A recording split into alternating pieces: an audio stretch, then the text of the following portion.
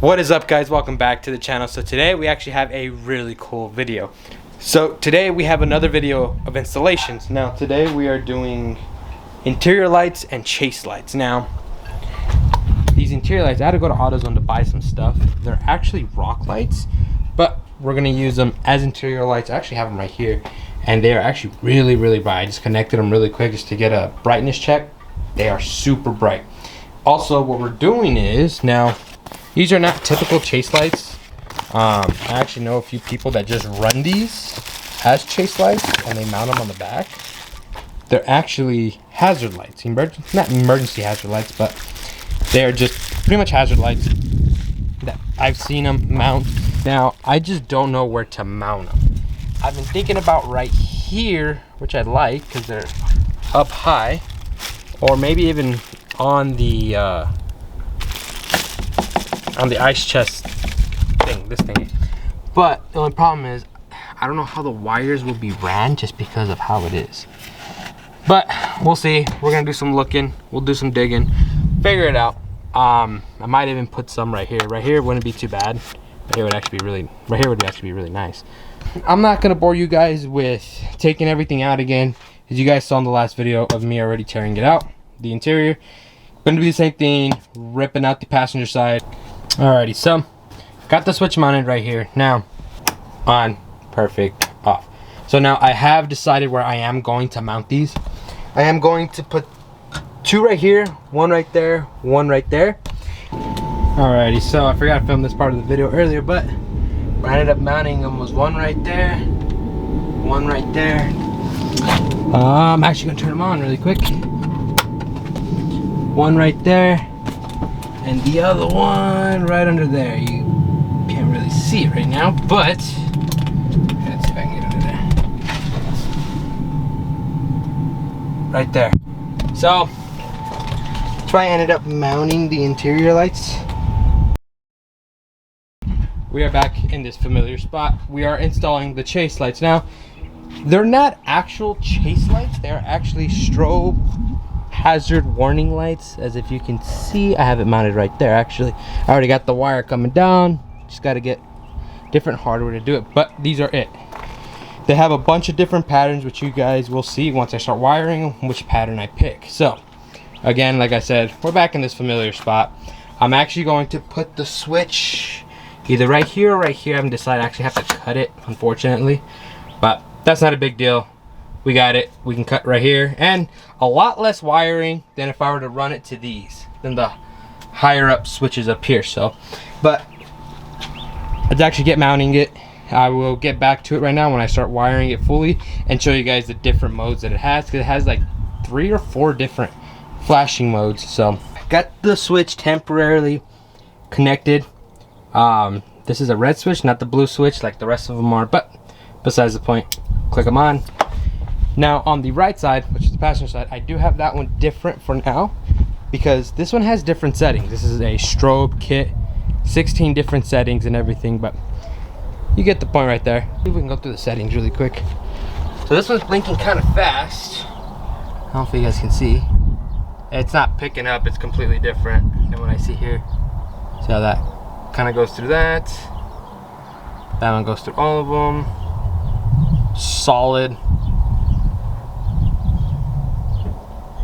So yeah, multiple different settings.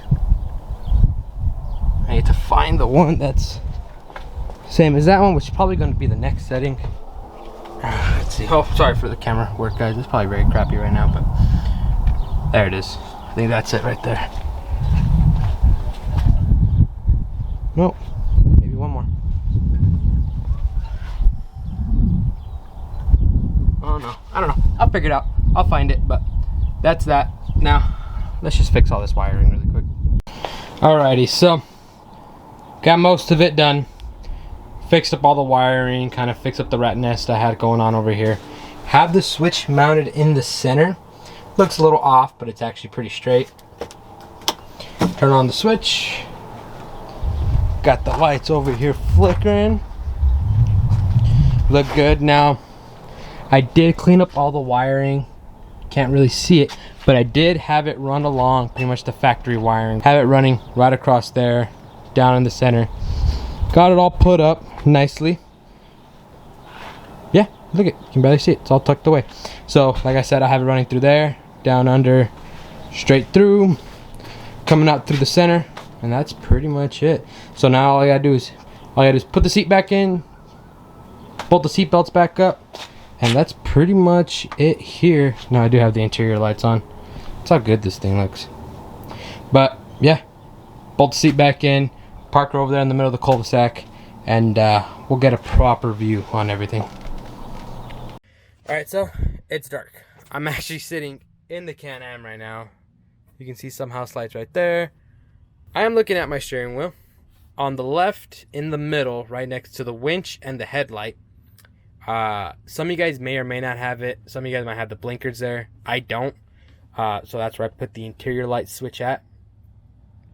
Now, interior light switch is wired in where I don't need to have the key on or key in. I just flip it. It's on, off, cool. Easier. Just trust me, way overall easier. So honestly, let's go ahead and turn it on. Now, like I said, you guys are facing the steering wheel.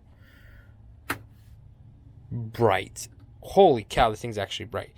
Now, I did put lights on the footwell because honestly, if you drop something or anything, you guys can actually see. I have the two right above me. I got one right there and one right there. And yeah, dude, this is like super bright. This is my first time seeing it at night. Like, Jesus, man, this is bright. And like I was saying, the interior light is right there. Pretty cool. Turn it off. Dark as could be. Turn it on. Boom. With the rock light switch that you guys saw, or sorry, not rock light switch, I'm sorry. With the chase lights, I put the switch right here. It is a red switch, not a blue switch like those. This one's actually a red switch. Cool. So what we're actually going to do is we're going to turn off the interior lights so we can get the full effect of the chase lights. I failed there and I completely missed it, but open that up, flip it on. Oh, I can already see behind me. Oh yeah, it is perfect. Look at that.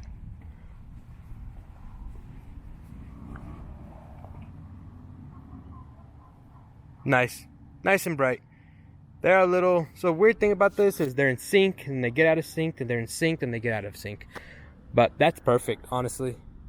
If somebody's riding behind you, they know where you are. You can see it from afar. Let's jump back in here really quick. Let's turn on these interior lights again. Turn that off. You know what? Let's turn everything on before I finish the video. Let's turn everything on. Let's close the door here. Got the rock lights on. Got the interior lights on. And I got the rear chase lights on. Pretty cool. I like the way it looks. Very bright. I don't even have the rock lights on a bright setting. Interior lights, I only have one setting, which is on or off. I like the way this looks. Alright, it's getting late. I'm hungry and I'm tired.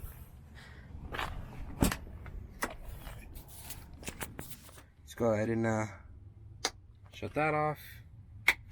So guys, hopefully you guys enjoyed that video. Hopefully this isn't too bright where it's disrupting my view of anything, if I can find it. Nah. Anyways, hopefully you guys enjoyed that video.